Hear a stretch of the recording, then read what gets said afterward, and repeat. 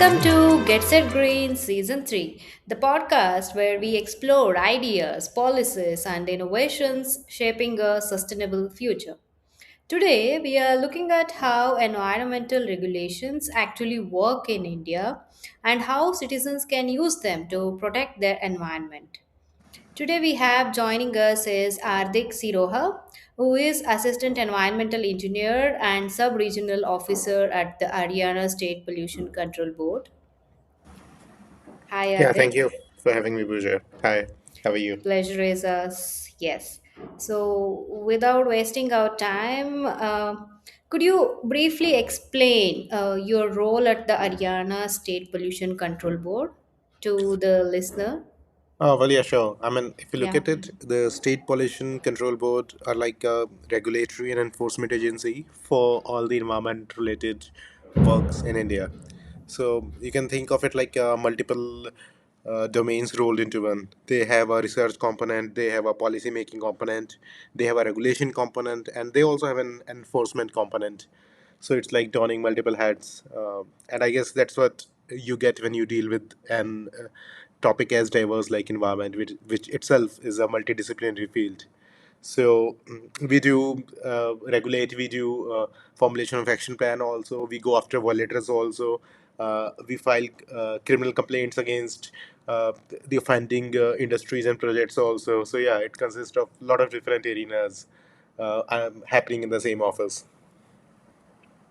I think you did a great job in explaining like all of the activities or the capable roles held and different hats which CPCB or SPCB definitely wears. And maybe I can also add my 2 cents into this to whatever Artik has already mentioned.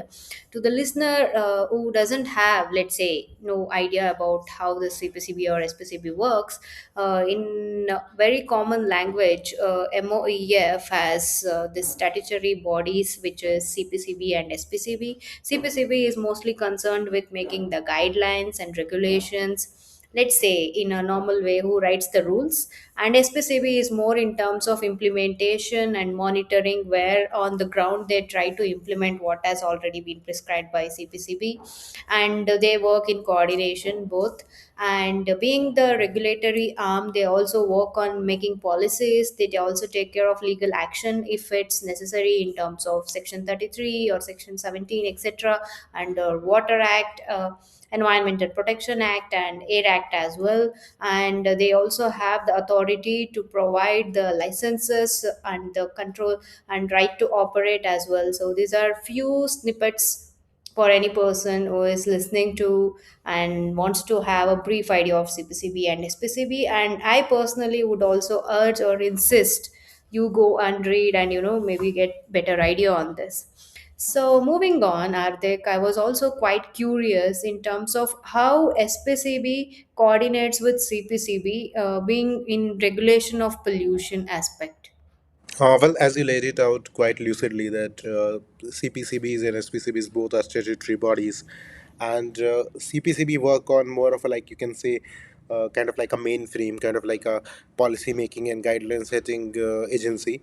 It's not like the SPCBs cannot do it, but because of uniformity, a lot of policies are formulated at the level of CPCBs, and depending upon the local areas, like let's say, for example, if there's a coastal zone, or let's say that we are talking about Delhi NCR that sees this annual uh, high smog episodes, and you need Yeah. certain specific local guidelines, then that is taken care by the concerned SPCBs. Uh, all kind of coordination, all kind of like data compilation uh, ultimately happens at the end of CPCB, and which is like processed by HSPC, all the SPCBs, and they kind of like compile it and send it to CPCB, which in turn submit it further to the Ministry of Environment, Forest and Climate Change. So that's how kind of like it flows. So you can think of it like it. We have got like ministry at the top, and then you've got CPCB. In similar in the state government, you have got Department of Environment, and under that you have got these state PCBs functioning. Uh, Currently, the scenario in India is that most of the states don't have a very robust environment department. So almost all the work related to environment flows down to SPCBs only. and it's like you can think of it like the last mile connectivity, which ensures that any direction given by the CPCB, or let's say any tribunal or any kind of like Honorable Supreme Court, High Court, National Green Tribunal, Commission for Air Quality Management, the implementation and enforcement part of all comes down to the state pollution control boards. Along with that, as you talked about consent to operate and consent to establish, as per the Water Act 1974 and Air Act 1981, this domain is exclusively available to State Pollution Control Board. So center doesn't give any kind of NOCs or CTOs, bearing some authorizations. All this work is done at the state level by the concerned regional offices of the State Pollution Control Board. So yeah, that's how they come into the picture. You can think of them like the if you think of it like to put it in a way like the CPCB is kind of like the mainframe, the kind of like a central processing unit, and state PCBs are kind of like the ground level, the forces on the ground that ensure that directions and guidelines are implemented. Got it. And for me, what strike me most is in terms of you mentioned that SPCB has complete authority over this provision of and as well as providing the permit to operate under Water Act and as well as Air Act. Can you please elaborate more on that? Because we have quite a lot of listeners who are into entrepreneurship and are also building certain, let's say, startups or companies which is focusing solely on sustainability aspects. So I think they would like to really like to know about like if they want to operate in terms of like establish certain units or manufacturing centers, what are the key notes they should take off from you? Yeah, definitely. I mean, if you look at it, there's a certain categorization of industries and projects, a document that is released by Center Pollution Control Board, and each state kind of like makes some amendment to it depending upon their local conditions. So all the activities listed over there need to take a permission before establishment. That is called consent to establish. Let's say we want to set up an industry. We are going to manufacture, let's say, semiconductors. So what we need to Okay. do is that before we set up that industry, we will take a consent to establish, which we call NOC in local parlance, no objection certificate. Mm-hmm. So this is at a point of time where we have not done any construction, where we not even laid out a single brick. But we want to know whether we are allowed to have that industry in that particular area or not. Because in India, the environment is governed by something called as precautionary principle. And by precautionary principle, we mean is that the onus is upon the person who wants to take the NOC to show that my actions are not detrimental to the environment. It's like they need to prove, okay, that just because there's a lack of evidence to show whether my action is detrimental to the local environment or ecology or not, that doesn't mean I will get a license to set it up and then see how it happens. This is what we call a fait accompli situation. We cannot have damage occur and then we can say, okay, now we're going to do remediation on it. So prevention is the best cure Is when it comes better to. than cure. Yeah, Yeah. exactly. So that's why this consent to establish thing is there. That you come up with your proposal, you submit it to the state pollution control board, and I'm like quite proud to say that in Haryana it's been almost a decade that all the permission are processed online. You don't need any That's um, great. physical filing of paper. Yeah, I mean like it's like one of the most digitized offices out there in the whole state, and Mm-hmm. all the permission is applied online. You don't even need to visit the office, and then once you put up all your papers, they include different kind of documents like whether uh, let's say you want to set up an industry in a village area, so whether the villagers are okay with the industry. This is what we call the like democratization of the decision making, where even panchayats have a say in the decision that whether they want to have this factory in their village or not. So you're supposed to take an NOC from the concerned gram panchayat. Okay, this is what we are going to set up, and are you okay with us setting it up or not? And it's only when they even give a consent that the application moves to the state PCB, and then we see what kind of pollution control devices you're gonna come up with. Let's say you're going to install a furnace or a boiler or a heating source. You're going to see whether you have the air pollution control devices or not that will ensure that all the toxic fumes are controlled. If you are going to let's say generate any kind of toxic wastewater, then we will ensure that you have your effluent treatment plant in place to ensure that the local water bodies are not polluted. Uh, we will even try to ensure that you submit a pollution control and environment scheme, which like takes into the accounts how you're supposed to handle the treated wastewater also. So we try to go for maximum reuse, whether you can use it in the process or whether you can use it for the plantation, for the agriculture, so to ensure that the groundwater is not further depleted. So all these things are taken into picture when the CTs are issued. And there are certain projects which are like more detrimental to environment, and for that we need an environmental clearance also, that is done either by the ministry or by the state environment impact assessment committees. There are certain projects for which state is competent, and certain projects for which file goes to the ministry. So that's how it flows, and upon that your NOCs are issued. And it's like once you issue the NOC, then you start your construction. You start setting up your plant, and once you have set up the plant, before you can operate it, you will come to the PCB again, and you will say, "Hey, my plant is ready. Now tell me, can I operate it or not?" So now, Okay. whatever documents you submitted at the time of CT, whatever conditions we put up on your certificate, we will go, we will do a physical inspection, and we will check whether uh, what you promised to us back then it's actually true or not, whether there are any fabrication of data, whether any kind of devices are lacking in capacity, or whether the device which you have put up is adequate for your industry or not. It's possible that, I mean, you have put up a very elementary dust control device, but your industry is something that is going to release a lot of, let's say, lead oxide, or like, let's say, toxic fumes, for which that device is not competent or capable to handle. So then we will ask you, no, no, we cannot allow you to operate with this. You need to shift to the other kind of devices if you want to operate. And when it comes to career prospects, I want to like highlight that recently the ministry came out with this new notification where they are empaneling environmental auditors. Now, what will they do is that it's kind of like, you can say, we are putting another layer between the process. So what can the Okay. industry people do is that rather than getting their inspection done from the state PCBs, they can hire independent environmental auditors who will come and audit the plant, and then on the basis of their report, the concerned SPCB can issue them a CTO also. Of course, I mean, it's like once that CTO is issued, I mean, there will be a surprise check also, maybe in 6 months, maybe in 3 months, to ensure whether the details which were submitted were actually true or not. So it's kind of like a new trust-based governance system that is evolving without eroding the environmental accountability of the industries and project proponents. Oh, that's great. And I think I'm also like quite intriguing because, like, let's say I do appreciate the idea of having the middle, let's say, third layer where you can actually maybe contract some of the work because it might be too time consuming for SPCB alone to take care of all the issuance of the permit to operate.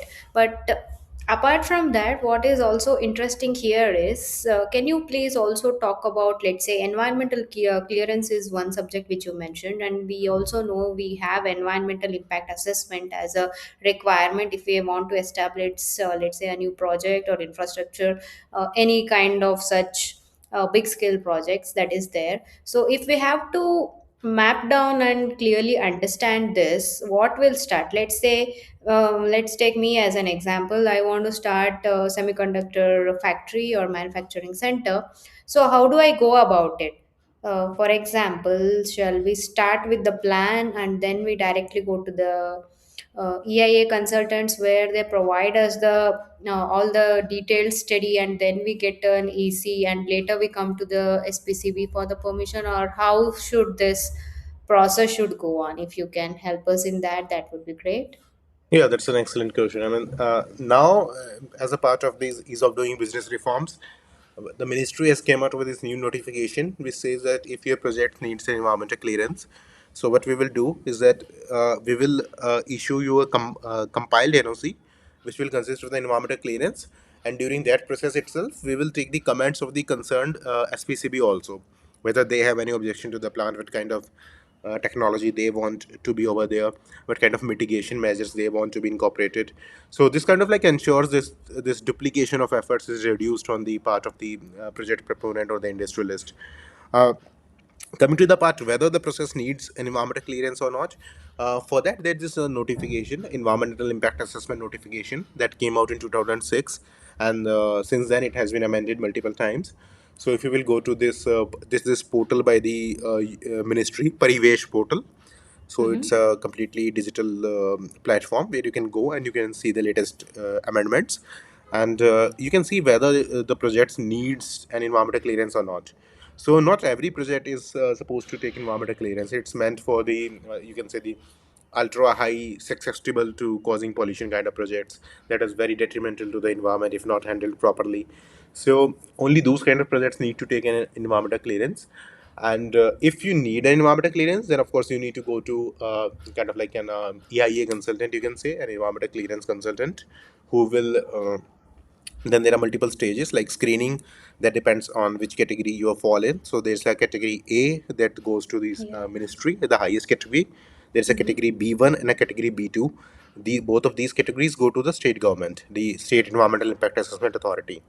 So just to ensure that too much workload is not falling in the ministry, and of course the ministry office will be in New Delhi. So let's say someone needs from Tamil Nadu or Karnataka wants to go to take the environmental clearance, so it's not possible for them to like travel to Delhi every time for it.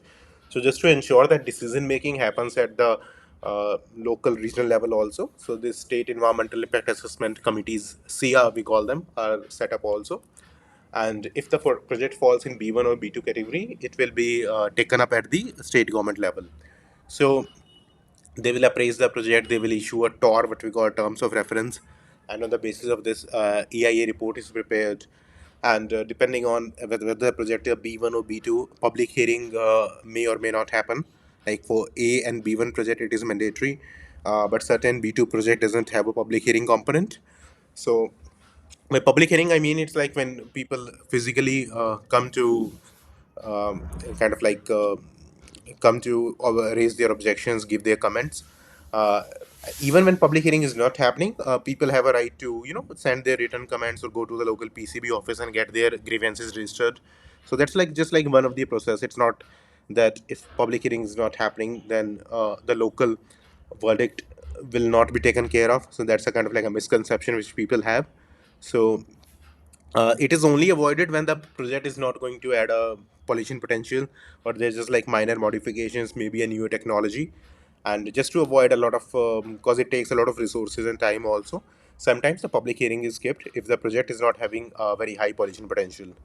So that's how it happens. And once the environmental clearance is there, then there used to be a process of going for the CT, the NOC. But as I said, now the ministry has done certain amendments, and you will get a compiled document, environmental clearance, as well as the NOC incorporated from the state PCB into it. Again, I would like to state something that people often feel that once you have got an NOC, it's like a guilt-free pass, or nothing like that. Even after getting NOCs, there have been projects that have been cancelled just because locals raised an objection, or just because they were deviating from what they promised at the time of hearing. Yeah, like let's say in terms of this public hearing and sharing the their perspectives on particular projects, how will this public hearing be usually disclosed? Let's say, will there be an announcement in the local area, or will there be a like in through what medium does this happen?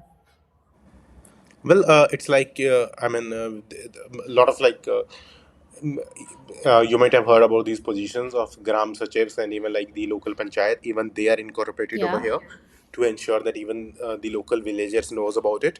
Sometimes even these pamphlets are distributed from home to home. The munadis, Mm-hmm. which you call as like this beating of drums, are called out in the villages to tell people that okay, this is going to happen.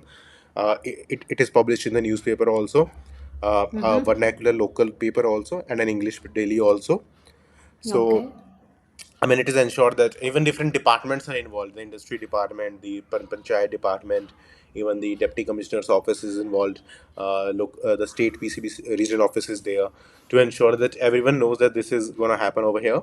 And it is scheduled well in advance. It's not like that, okay, we are going to have it tomorrow and I'm going to give you time tonight. Tentatively, can you give some number of days It is, I guess, at least 30 days are there. Sometimes it's like even after 45. before the actual hearing Yeah, yeah, happens, public yeah. hearing? Okay. I And mean, this let's is like, say if Yeah, sorry to cut in, but let's say if somebody actually misses the day of hearing, but they do have certain grievances related to the project, like what can they do and how should they go about it?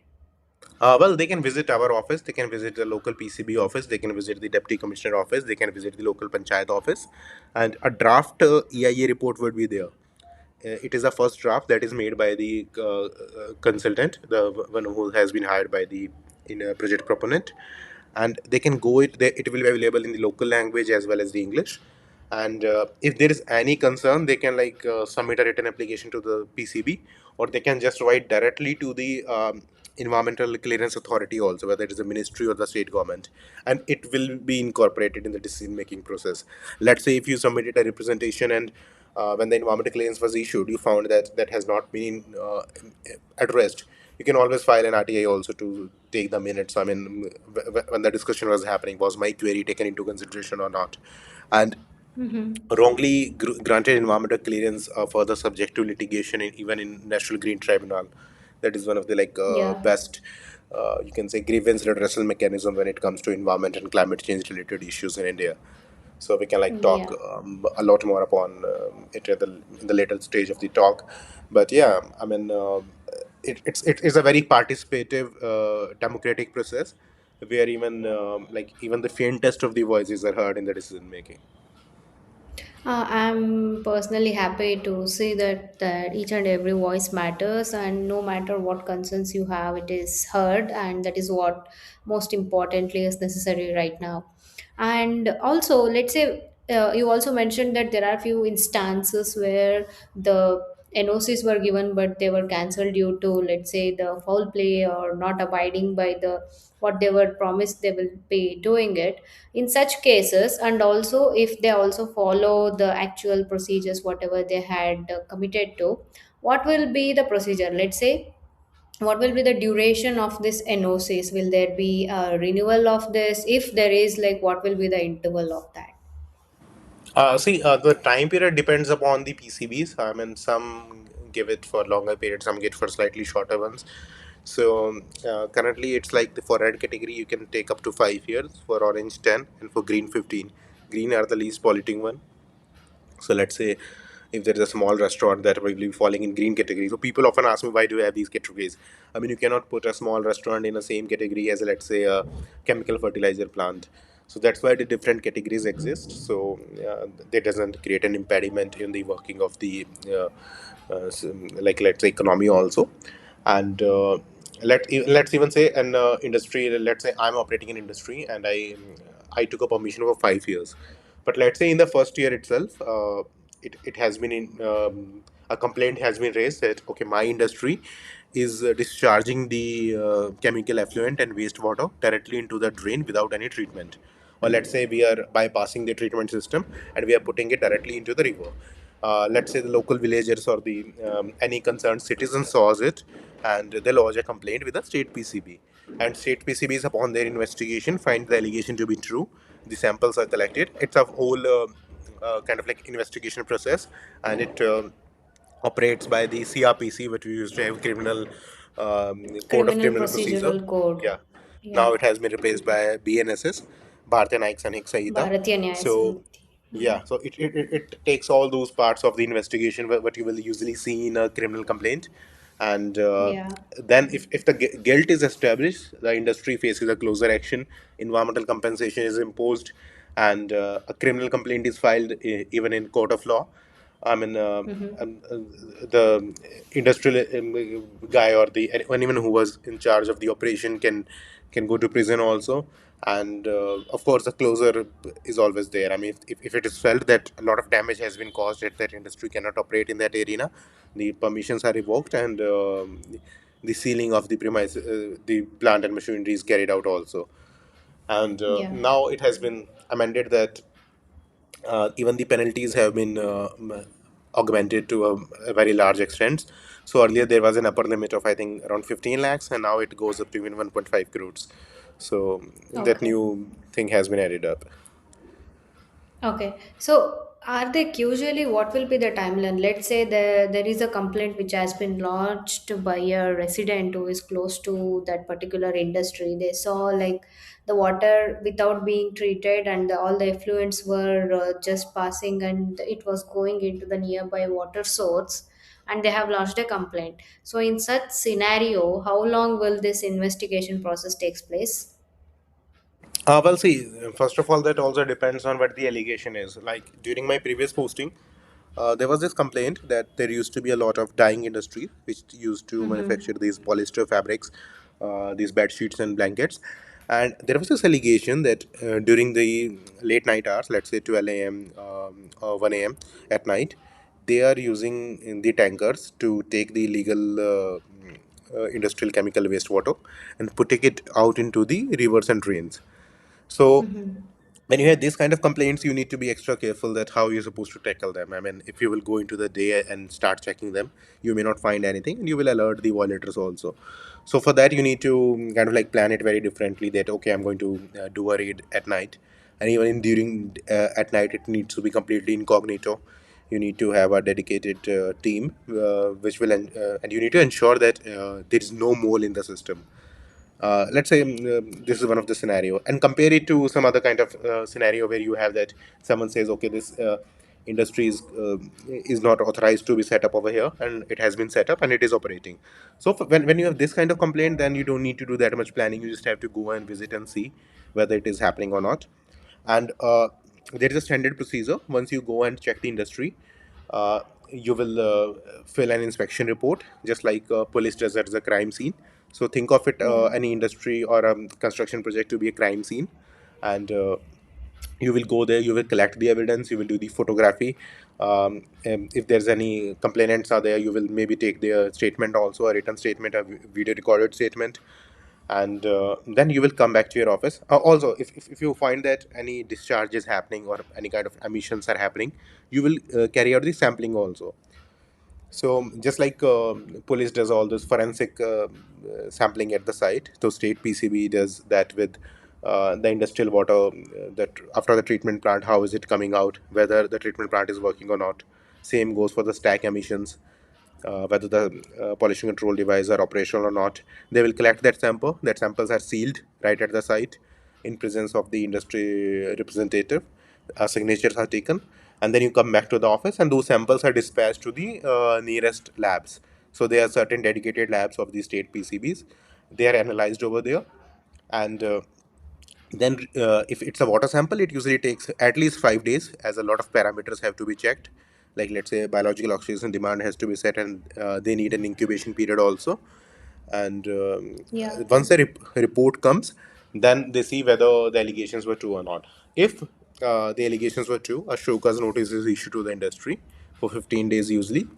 It is a standard legal process. I mean, you're supposed to give an opportunity of being heard to the uh, to anyone, and you're not establishing a guilt. You're just giving them an opportunity to say, "Ki, okay, these are the findings, and if you want to say anything, you can come and say it to us. You can send a written reply. You can come and represent your case, and once that has been done, then the case is further decided for further action. If you find that okay, there were certain minor observations. Let's say I'm operating in industry. You came to my unit, you checked it, you find that my record keeping is not proper. I'm operating ETP nicely. I'm having all the clearances, but due to some reasons, my record logbook is not proper, or you find that okay, certain documentation are not exactly in the right manner that are supposed to be, and you issue a show cause notice, and I come and I say okay, now I have rectified it. It was just a paperwork non-compliance, and that has been done. So then there's no ground to proceed against that industry to close it or to put a fine on it. Compare it to someone where you find that okay, I was bypassing the treatment system. I was putting the wastewater directly into a river. I was like discharging it directly into the groundwater, and that's a very serious allegation. Then the case will go to the for further action to take the closure permission, and the industry will be closed down. Penalty will be imposed, and a criminal complaint will be filed in a court of law. So Okay. that's how it operates. Yeah, so typically it will take at least, let's say, 30 days, including the investigation and then the lab procedures. At least that would be a tentative timeline In then, in a normal case, yes, but at the in a same normal time, case. there's a rider. If you feel that I mean, the kind of threat that we are having can affect the local community to a very large extent. Let's say you find an industry is discharging the chemical water directly into the ground, into the borewell. So that's a very serious allegation. So in that cases, you can just reduce the time period, the notice period to 3 days, and you can just Three take a days. closer action over there. Similarly, when this Delhi air pollution happens, so we get certain extra powers that okay, if you find any violation at this point of time, you can skip with the show cause notice and you can just directly go and shut down the plant. But then again, it's kind of like you can say an emergency provision and not to be exercised like in a flimsy manner. Inner, yeah, yeah. Yeah. And let's say if, like, from your experiences of working and being part of SPCB, have you seen any case where they have been shut down? And are there any, let's say, remedy for them to, let's say, redeem themselves after going through shutdown and sealing? Yeah, I myself have seen like a lot of industries and projects. I mean, it's kind of like a part of the job when you're working, and it can lead to different kind of situations. At time, it can be a law and order situation also, and sometimes you need to take a lot of police force along. Sometimes it's like if you're dealing with professional people, they know okay they have violated, and it's a standard process which they have to follow. And yeah, of course, I mean, if anyone feels that they have been wronged or a decision is not satisfactory to them, they can file an appeal. So an appellate authority exists for all the decision of the state pollution control boards, and any appeal can be filed over there. And even if over there you feel that the appeal has not been decided in the right manner, you can even approach the higher forums also. That can be National Green Tribunal in certain cases, Honorable High Courts in certain cases, depending upon the kind of case we are dealing with. And let's say if we even okay, so the only way for them to appeal is like to go to the higher jurisdiction courts Yeah, if they and want to make again, I would their like to clarify. If they want to case. appeal against the closer, if I mean they admit that okay, we did something wrong over here, and the closer has been happened, so they can always say okay, now we want to rectify it. So they will upgrade their system, they will seek the necessary permissions, and then they will apply for a suspension of the closer. Oh, okay. So yeah, this is what I Yeah. wanted to know. Let's say if they admit that what they have done is wrong and they are okay to rectify it, then in such cases, will CPCB or SPCB redeem such industries? You can say it cannot say it's a redemption. I mean, they will of course Hmm. face the fines and the compensation. Even the complaints will be filed in court of law. But of course, it's not like we will permanently shut down the process. I mean, a permanent shutdown happens So, if we okay. feel that there is no scope of you can say coming back to it. I mean, this project cannot exist. Let's say there is a wildlife sanctuary and you are trying to set up an industry over there. Of course, it's not allowed. And if you have discovered you, we will shut you down. And permission is not supposed to be granted over there, so it will not be granted. I mean, you will not be allowed to continue the process. The project will be demolished. So, Yeah. barring that, these extreme cases usually, yeah, once you rectify, um, you can go. Think of it like getting fined by a policeman for let's say over speeding or like jumping a traffic light. To like put it very rudimentary basis. Of course, you will get a challan. You will pay it, and then you can okay. You can go like if you have learned your lesson, you can go back to it. Yeah. Yeah, got it. And so, Ardik, like, what is like the effective way of National Green Tribunal in strengthening the environmental accountability from your point of view? Well, NGT came out in 2010. The National Green Tribunal Act came over there, and it's kind of like a tribunal. It's kind of like a grievance platform also, and it is something which has allowed that even let's say a poor villager, a poor farmer can even go against an industry if he feels wronged. We have seen cases where it has been that okay, this industry released these chemical into my field and whole my crop got wasted here, my like annual earnings got demolished because of them, and they can file in case over there. Not even a case, I mean it's like you can I have literally seen a case where a guy took a notebook paper, he just like tore it, wrote a complaint and mailed it to the National Green Tribunal, and they took cognizance of it. There have been So, instances. like, if you want to raise a complaint, you can just write an email as well then to Exactly, engineering exactly. directly. Yeah, and Okay. otherwise there's a if you want to file a proper case, even the original application they are call it OA. OA number is given to every case that is registered. So you can even hire a lawyer and get it taken up. Otherwise, you can even like simply lodge an email also, or like let's say send a written Okay. complaint to them also. Sometimes they even And take the a few email more to ID is cognizance. Let's publicly say if available in internet? available, yeah, yeah. You can just like go into your browser and type National Green Tribunal. You will get the first link of the website. You can go into Mm-hmm. it and you will find it.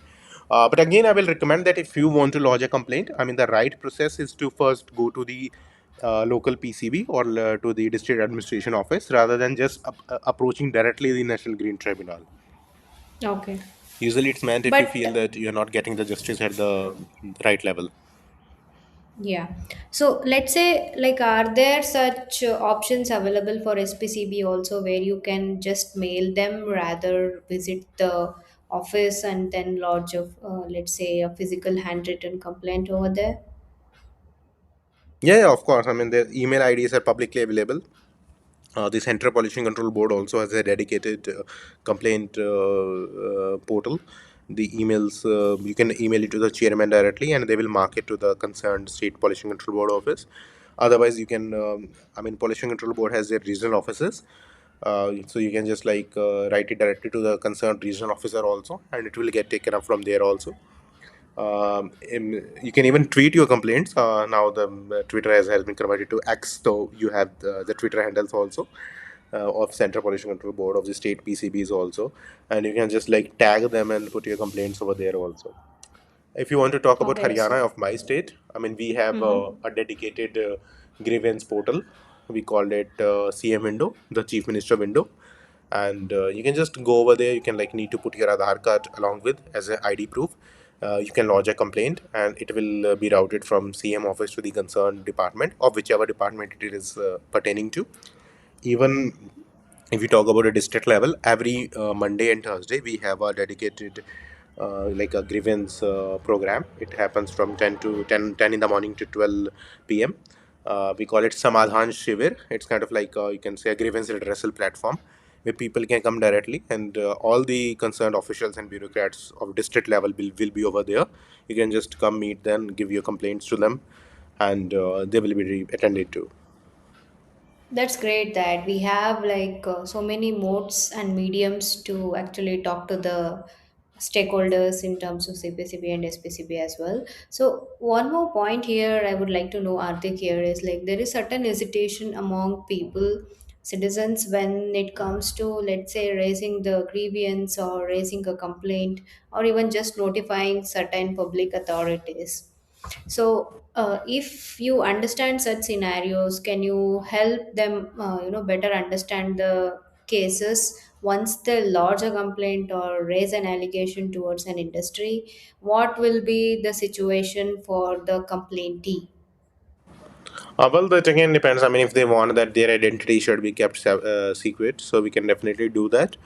But I mean, there are at times that even the complaint are more about kind of like personal issues, and they are escalated in that platform. I mean, we do get a lot of genuine complaints also, but at the same time, there have been scenarios where fake complaints have come up also against the industrialist. And again, we need to like understand that just because someone is doing a business or someone is like running a restaurant or running a hotel or running an industry or running a mining company doesn't mean they are evil only. So it is always like kind of an attempt from our side to ensure that things are resolved amicably and kind of like in an environmentally sound manner. But at the same time, if we feel that okay, this is kind of like an issue which can uh, flare up, which can cause problems, and the complainant wants to keep their identity be kept secret, so we can of course do and kind of like an anonymous investigation also. But again, I mean, as I told you that principles of legality also needs to be followed. So I mean, there's usually a tendency where we try to feel okay, the complaint should be kind of like at least bearing the name or some detail of the complainant, so that even we can at least contact them and get to know okay what the exact problem is.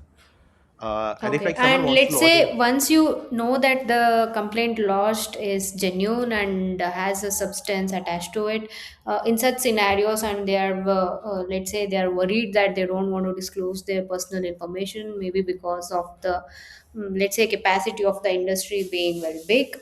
In such cases, like, how will this be treated? Let's say I got to know from you that the identity can be kept anonymous, but moving forward, like, since it will be under criminal procedural code, the investigation, the sample collection, everything will be dealt legally, right? So what is their involvement in all of this? I mean, usually, I personally try when I was like I get a complaint that I try to take the complainant along. When you take the complainant along, I mean, of course, they know the local situation better. It's possible that they can help you find certain areas which you may not have discovered yourself. Like there was this example where I will give you an example. This happened that we were investigating an industry, and we thought that everything is fine. It's like hunky dory, and the local villager showed us that okay, they have put this pipe underground, and this pipe leads to that ground over there, around 1 2 kilometer away, and they're discharging the effluent over there. So local intelligence always helps in these kind of situations, and this also makes your case stronger. Let's say tomorrow the matter goes to the court of law, and you can always say that okay, I want to call the complainant as a witness also to corroborate my stand. So these kind of things always helps, and they can always ask for a witness protection program also if they feel that the situation is bad. They can approach us also, and we will write a letter to the concerned deputy commissioner as well as superintendent of police to help them with that. And along with that, we have got this district legal service authority, and they are a member of our state level district task force also. There's a like task force of special environment surveillance task force in Haryana in every district, and the district legal service authority's secretary is usually a member. And if anyone feels that these kind of situations are coming up, you can always request them to like put someone in a witness protection program also. Otherwise, if they Okay. must want to not be a part of the investigation, we can take that up also. And but we usually try that at least they come and talk to us, even if it's just in the office, or if they don't even want to talk in the office, maybe at some other private or personal space where we can get to know what the situation actually is over there. Okay. Great. And maybe I hope that is helpful for whoever has certain hesitation towards this procedures. I hope this reduces their inhibitions in terms of notifying the, like, assigned authorities over here. And I would also like to know, every time when we see certain this numbers, right, where we see the AQI numbers being displayed and popping up in the city, and it says certain numbers, so people must be curious in terms of to understand how this actually works, whether it is the real time data, how it is being captured, and what goes behind it, Hardik. Okay, I think we are talking about the AQI, Air Quality Index, Yeah. and it is measured by this. We have this continuous ambient air quality monitoring station, CAAQMS, which we call them, and they're operated by the concerned SPCB. And there's an app by CPCB, Samir, we call it, SAM, Can Samir. you Yeah, mention? sure. It's SAMEER, Samir. Okay, yeah, Yeah. thanks. So in Hindi, it's kind of like a synonym for the air, Hmm. and you can download it in the Play Store and App Store, and it will give you the nearest stations readings. What exactly is your city breathing right now? And when you talk about air quality index, so I mean, like, there's a myth that people think that you're supposed to measure the AQI, but it's not measured; it's calculated. So AQI consists of different pollutants, and PM10, PM2.5, etc., ozone, and each of them is given a sub-index. Let's say if PM2.5 is more detrimental to human health than PM10, so the sub-index which PM2.5 will be having will be higher than PM10. So, kind of like this sub-index is multiplied with that reading, and then the worst pollutant determines the AQI. So people think it's kind of like an average. It's not an average. It's that whichever pollutant is highest, that will give the AQI of that particular area. So that's kind of like it is measured using a formula, and The readings are available for the public to see, and in Haryana, I guess we have got like one station in every district. There are district like Gurgaon that is having multiple stations. Same goes for Faridabad. So that allows you to ensure that you can get as local readings as possible. So that's the CAQMS, and that's how they operate. Along with that, there's another technology, SAMS, which we call it, continuous emission monitoring system, and they are put on the industries, certain red category industries. And what happens is that it captures the real time reading of their stack emissions. Let's say if you are running an industry and it's not possible for the state PCB to 24/7 be monitoring me, so the device is put up, it captures the readings and it transmits it directly to their server.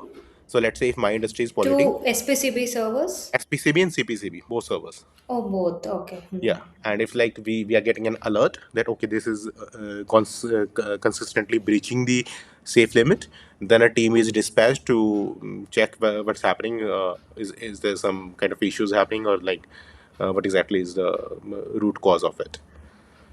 Okay. So We the have a live similar. monitoring is for red category industries.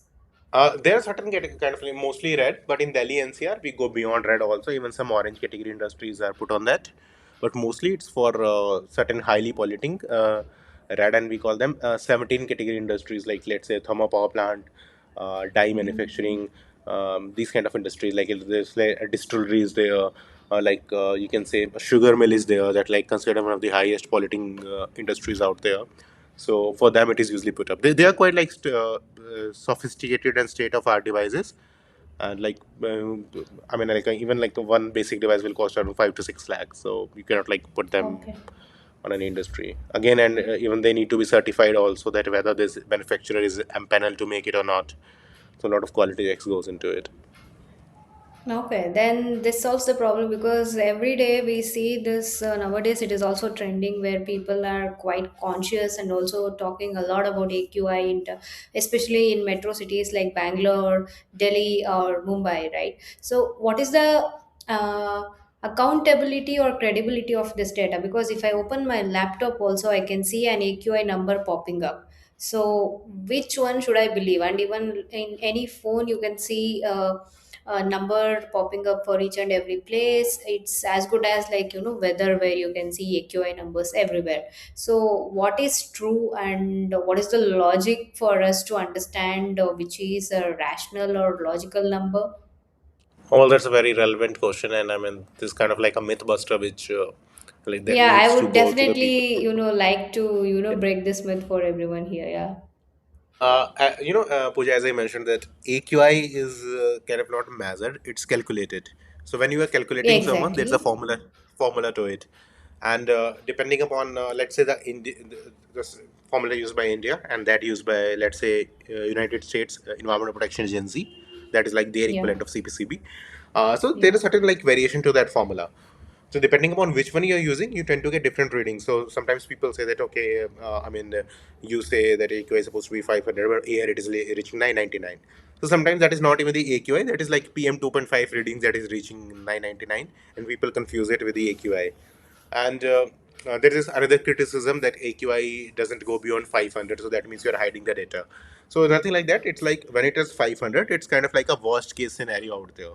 So even if we will tweak the formula to let it go 600, 700, it will have kind of like the similar damage which it was having at 500. So you have already reached the kind of, you can say, no, the red zone, and now it's like nothing will get worse than it kind of like scenario.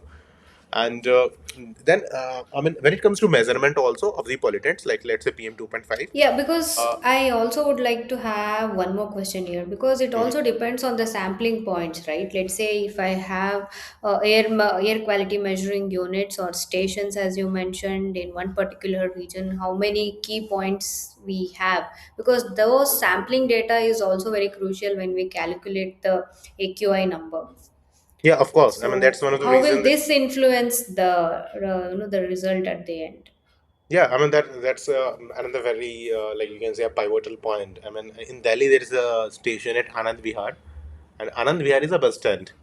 So I mean, Mm-hmm. we see a lot of spikes happening over there because it's like a bus stand. A lot of like buses are moving, and they're like pulverizing the dust, and it's like getting up in the air, being trapped into going into the monitoring station and affecting the reading. Now that is not something you can call a very accurate reading over there. Now at the same time, you can have a station. Let's say you put it near a park, or a place where it has a lot of greenery are there, where they like it's a residential zone. Again, it will not capture the right reading. So I mean, the positioning has to be relevant, and there's this whole manual by the Central Pollution Control Board, like where you are supposed to place a station, how it should be, and that's why we sometimes try to go for multiple stations also if possible. But again, I mean, the stations cost around 2.5 to 3 cr, the one which we rely upon. And people sometimes try to use these low cost sensors, LCS, which we call them, and they just like suck in the air and try to give you a reading of the PM10 or 2.5. So I mean, the accuracy of those low cost sensors is not something we can like rely upon. And sometimes I have, like, even media is accused of doing it, that they take it to a point and they just try to show, see how many we are hitting 1200, we are hitting Yeah. 1300. So that kind of like become a fear mongering also. I mean, I'm not denying that we don't get bad air days, but at the same time, I mean, this kind of like capitalizing upon the people's fear to drive a panic is also not something that any responsible agency should be doing. And Yeah, because there is two phases attached to it. One is actually being concerned, and the other one is being scientifically ignorant. Because see, true. I am a environmental engineer, and also I have a degree in environmental law. So I at least understand. I believe that I understand how this calculation goes on behind the screen. But there are certain people who might not be even aware like how the AQI is actually calculated. So for a person who is seeing certain number on their cell phones or on the screens or the monitors in the laptop screens, they tend to believe it because I don't see any question from them, because how do you know that what is valid or not? So can you suggest any source where the general public can rely on such data rather Uh, believe something yeah, from the other outlets? Yeah. that's why I like suggested this app of Samir. I mean, it has the Samir. official Samir, yeah, the official data Yeah. from the stations is broadcasted over there. And you will get you can just put in your city, which city you are in, and it will show you. Let's say if like your city is having multiple stations, it will show you all those stations, that this station is showing this reading, this is showing that reading, and you can like tap into the nearest one to get what kind of like air you are breathing right now. So Samir is the most reliable source out there. And like, I mean, we can say there are a lot of like different and like every Tom, Dick and Harry now is coming up with their devices to say that okay, this is how it functions. And that's again is like capitalizing upon the people's fear to sell, you can say, more air quality monitors, or to even like sell air purifier. And we've seen during COVID also that how healthcare can become a good business when it comes to fear mongering, along with a lot of let's say different propagandas and kind of like different uh, unfounded truth going all out, like you depending too much upon social media. So that's why it's like quite important for the government also to come out and do a myth busting, came out with FAQs, so that people can Yeah, yeah, that would be great because for people, they have very less understanding in terms of how these numbers are calculated, and it is quite complex science for anyone, just understand and make sense of it. So there is a very thin line between being actually concerned and being proactive in terms of, let's say, raising their concerns or voices related to it. I mean, it's good. One side, it is good because people are talking about it, but there is another side where, let's say, certain sets of category of people who might actually take an advantage for capitalizing their own market ideas, that is anyway there. So we have to find a right spot of balance in terms of having good amount of data and as well as awareness for the same. So yeah, I think if the government or CPCB or SPCB, if they can bring out certain notifications or maybe some campaigns where they educate people on this, so that would be, I think, a really better solution for all of this. Yeah, totally agree. I mean, during my previous posting, we tried to came out with this radio campaign. Also, we like tied up with the local radio stations, and we started came up with different jingles. Also, we came out with the small programs on the radios also, which people can just listen to during the when they are driving. And at the same time, I mean, we noticed that we used to have certain DVR screens, those digital video recording screens in the city, put up under the smart city mission. And so what I did is that I talked to the CEO of the smart city, and what we did is that we started playing certain infographics and visuals on those screens. Now let's say, Pooja, you're driving your vehicle and you are on a red light, and you see that screen flashing. If you're at a red light, please shut down your vehicle. So it's like something which we call a mere exposure effect in psychology, that you're seeing that information being passed to you in the real time when you're supposed to act upon it. So people do tend to take action. Okay, okay, like, I mean, it's a winter time, we don't need any air conditioner. Maybe we can like, shut it down right now. So we try to like reach out through this, and then of course, I mean, that's where platforms like yours come into the picture also, which can help people to like do this myth busting and reach out directly and even ask the questions which they may not get to ask in usual scenarios.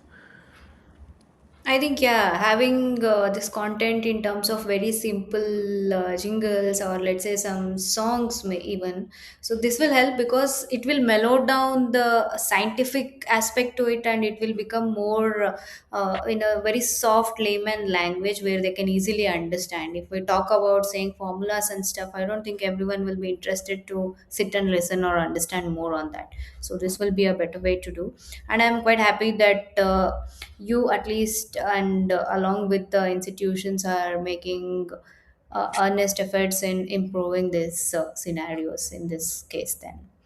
Then are they, then being this regulatory or the statutory arm of MOEF, so what are the pressing challenges that CPCB or SPCB faces during the implementation of laws in pollution, preventing pollution? Well, when you're talking about the challenges, I think the first one has to be dealing with the MSMEs, which we call micro, small, and medium enterprises Mm-hmm. industries. The Puja, the thing is that when people say industry or a factory, we tend to think of all those global corporations or those MNCs having the thousands of workers, having those assembly line production happening. But we tend to forget that even, let's say, a small family run business might be producing certain things also. In Aligarh, you have got these Aligarh rocks, in Aligarh locks, this which you call it, jo tale hote in Hindi, we call them. Similarly, in this Panipat area in Haryana, we have got a lot of these textile industries, and they are one of the largest exporter for India, and they are mostly like family-run businesses, barring a few. If you go to Karnal, you see a lot of these rice mills, which again kind of like are family-run businesses, and you need to like look at it from a different perspective, that you have got a father and son, or maybe like a brother, two cousins, who are trying to like earn a living, who are trying to run an industry and deal with all the compliances also, and you are just like one of the department for them. They have got like GST, they've got excise, they have got labor department, they've got industry safety and health department, they've got like your pollution department, and they need to handle with all those compliance burden. They need to also secure their orders. They need to also let's say like look out into the marketing and sales. With this Gulf War happening, they also need to ensure whether they can ship their material right now or not, or whether it will be bombed down during the transit, whether they can like secure their raw material at this cost or not. So when you're dealing with these kind of businesses, I mean, you need to be extra careful. I mean, it's like, okay, writing and direction is a very simple thing. You just need to like take a laptop out and type something and sign it and give it to them. But getting it implemented along with the economical challenges, the sustainable development arena when it comes to the picture, where you don't want to be the bad guy also, but you need to ensure the compliance also. So that's where the real challenge comes up. I guess dealing with a Actually, global. I'm quite surprised, Hardik, when you mentioned MSME, because usually when we feel that the environmental pollution or something related to violation happens, suddenly, maybe, I don't know, we are biased in that way, it suddenly pops up as like biggest producers, or the very biggest manufacturers, because that's where your mind will focus more on thinking that yes, these are the guys who are responsible for so and so quality or water, for that matter even soil pollution as well. But this is quite, this is what I never expected, I would say, because MSM is, yeah, it's very hard to control, and there is no proper methodology in place for you to also act upon it, so that is where it becomes quite tricky. Yeah, I will share with you an anecdote. I will not be taking the names over here because it's like happened. Ah, yeah, that's yes, that's better. Yeah, Yeah. yeah. So there was this case going on in Honorable Supreme Court, and it was about the brick kilns. Have you seen a brick kiln ever? I mean, like, Yes, yes, yeah, yeah. yeah. So I mean, if you look at it, that's a very rudimentary setup. I mean, you just got like people putting the clay bricks and like heating them to ensure that they are into that particular shape. So in Delhi NCR, there was this someone raised this issue. A complaint was lodged that brick lanes are one of the major sources of air pollution, and we need to shut them down and all. And of course, the Brick Lane Association also filed a counter reply to it. And when it was going on in the Supreme Court, the Honorable Justice that time said, "Okay, okay, why cannot we do one thing? Why cannot we have them run 9 to 5, and then we will shut them down in the evening?"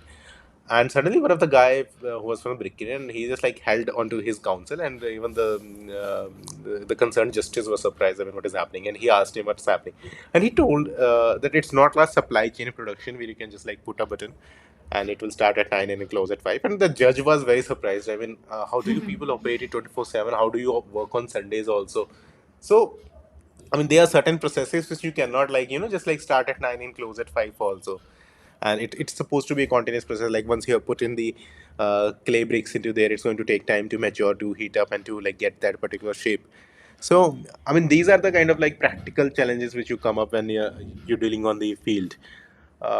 Again, I will tell you like another example that once it happened is that people often say this term ZLD. You might have come across it, zero liquid discharge.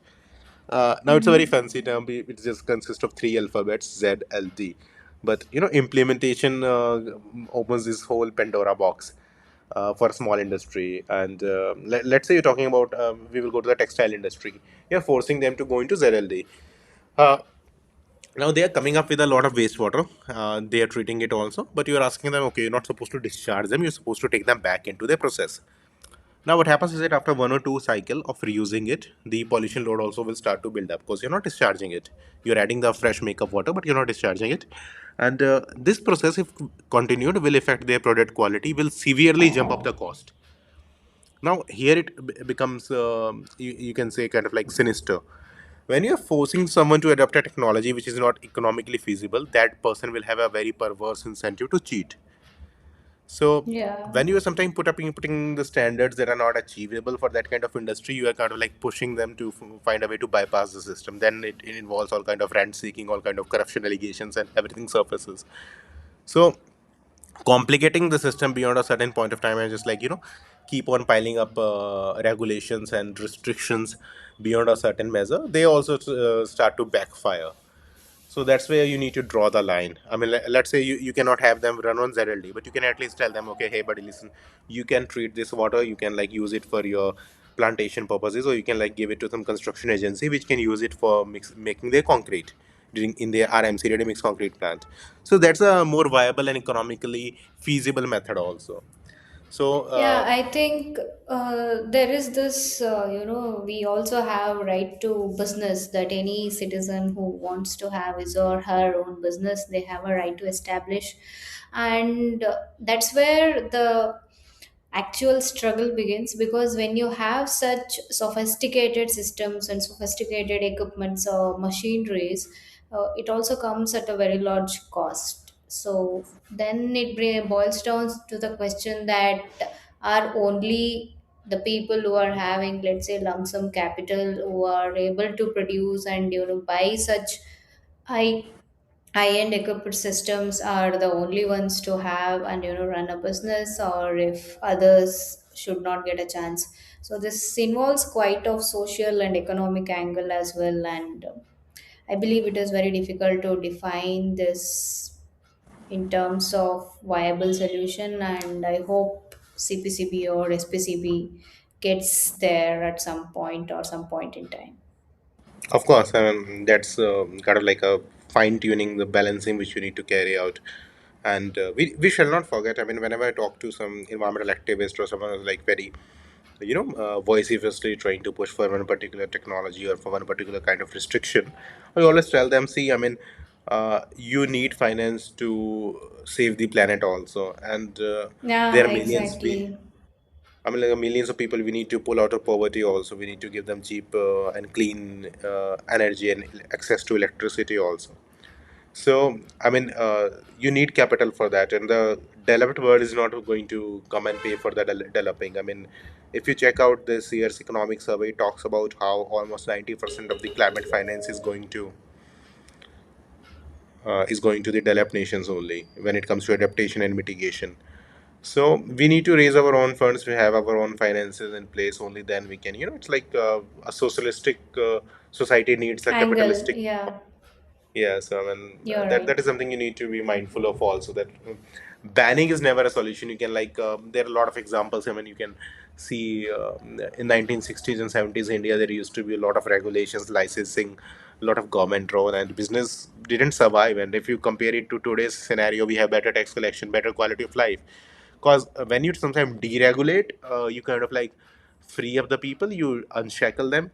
Sometimes that kind of like creates a better voluntary compliance as compared to always standing over there with a baton in your hand to force people to do something. Yeah, I think when it comes to, let's say, environmental sustainable development, people also have this question that if we don't have food on our table, why will someone bother about caring or even, let's say, abiding by the environmental laws? Because if we stand in their shoes, I think it becomes really difficult for you to even persuade them into believing or also following such criteria or regulations which are set up from the top down approach. And if we see the granular reality where we are, and you also rightly mentioned there are lot many millions of people who are still below poverty line, and we have a very long way to go, and India has come let's say a substantially a great position where we are at least removed certain population out of this below poverty line, but we do have a greater population still living under such circumstances. So it becomes quite difficult for us to enable also to deregulate. So yeah, again, it's like a very complex problem where you have to approach it via the economic, social, and as well as environmental, ESG. All the three parameters are really really important in how we address this, Arthik. And maybe to end, I have a very last question to you on the hot topic, which is Delhi air pollution. We see the quite big media outlets from global agencies also, saying that Delhi, India's capital, is again hazy, blocked, foggy. I don't know what not. We are facing this problem for a very long time. So, what is your take on it? Oh well, it's no doubting the fact that I mean Delhi air is bad. I mean we breathe poison for a very large part of the year. I mean there's nothing denying that. But at the same time, it's about are you barking at the right tree? If you look at it, the stubble burning gets a lot of limelight every year annually, Yeah. and I've been at the forefront of controlling stubble burning in two of my postings. One was in Karnal. We reduced it by 69%, and in my current one, if you compare to 2021, we reduced it by 98.5%. Oh, And that's great. that was like one of the highest reductions in the whole Delhi NCR. Honorable Supreme Court also praised the State Pollution Control Board for it. Even the Honorable Chief Minister awarded us a good governance award for it. And when we see it, Congratulations for that. thanks a lot. And when we talk about it, it's like we always see this. Okay, stubble burning is a very localized form of pollution. Like how to put it across is that if say a farmer is burning the stubble, he is going to create a bad noxious air quality for him, for his family, his neighbors, his friends, and his people. As being an environmental engineer, environmental scientist, if you just look at the plume movement, how the smoke travels, there is a very Yeah. less chance that something that is burning on the ground is going to go and impact the Delhi. Like so that's going to travel more than 100 kilometers. I mean that's why we have those 100-meter, like those like hundreds of feet and 35-meter stacks, these chimneys in the industries, so that we can disperse the smoke. So again, I mean we don't have like a concrete study to prove how much stubble is impacting the Delhi air quality. Some studies say 4%, some say 40%. I mean, it's not a joke that you can just like give these kind of variations 4 to 40%. So again, I mean, like this is kind of like a myth busting that we need to take upon. That is stubble a source of pollution? Yes, but is stubble burning in Punjab or Haryana a source of pollution for Delhi? Maybe no. Maybe that is let's say a district like Sonipat in Haryana, which is very close to Delhi, may be impacting Delhi's air quality if something burns in Sonipat on ground. But something burning, let's say in my district at around let's say 100 kilometers, or something burning in Punjab at 150 to 100 kilometers, uh, on a ground level, will that be impacting Delhi? Now that again becomes a very kind of like you said, a hard to believe thing when you just talk purely in terms of science without letting any propaganda coming into the picture. So, by putting so much effort into this scenario, I'm not saying this is not important. Of course, we need to manage the agro residue in a better fashion. But are we missing the bigger picture over here? I mean, are we not missing the population density in Delhi and kind of like vehicular load we are having, the kind of overaged long range trucks and buses that are going in Delhi? Are we not forgetting that maybe we need to cause a diffusion of economic activity where we need to, push certain activities out of Delhi into the neighboring cities, maybe? I mean, like for example, why do we need a coaching industry in Delhi? Why do we need to go to Delhi to prepare for so many government exams? Why cannot that be done in, let's say, Noida, or let's say Faridabad, or let's say like any other nearby Delhi NCR city? So this is whole planning angle which we tend to miss when kind of like when we tend to confuse wood for the trees. This is, I mean, something which I really want the listeners, and even like if this podcast reaches to the right people at the highest decision making authority, to look into the perspective and see whether we are blaming the right people or not. I mean, we need better agriculture practices. And We yeah, need. that remains to be a question even today, because from my study and from my analysis, whatever I have done while I was trying to understand what was happening in Delhi, one thing which is quite important is Delhi's topography, being the region which is falling into a zone where you don't have certain, let's say, the suitable requirements for rainfall, and also the region is quite let's say in the arid region, semi arid region. So what happens is that when you, as you rightly mentioned, the pressures will play a very key role in terms of how the particles or dust will be distributed all along in the atmosphere. But given the case for Delhi, what happens is in certain seasons and during peak summers or peak winters, the particles will the pressure created will not allow them to, let's say, scatter, and it will be stored in the atmosphere for a very long time, and that is the main reason why we have this foggy and hazy climate where we are unable to even look at things beyond certain 10 or 15 meters of the distance.